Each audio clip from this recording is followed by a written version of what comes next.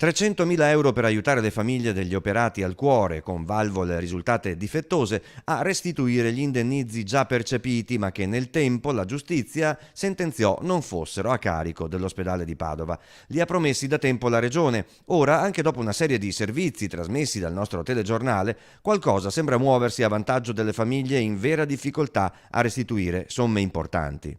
Le famiglie hanno ragione, io li ho incontrati. Intanto è una situazione che ereditiamo.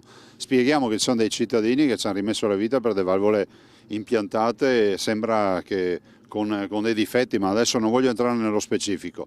Dico che abbiamo stanziato i primi 300.000 euro e loro hanno perso le cause, per cui dovrebbero restituire quello che hanno avuto come anticipo. La mia idea è questa, ne ho parlato anche questa mattina con l'assessore, con gli assessori ne abbiamo parlato, è quella di stanziare gli ulteriori soldi mancanti, dare un contributo, però chiedo che ci sia un visto bel timbro della Corte dei Conti. La Corte dei Conti si occupa di tutto, vediamo se qua mi mette il timbro. Siccome dicono che non si può fare, vediamo.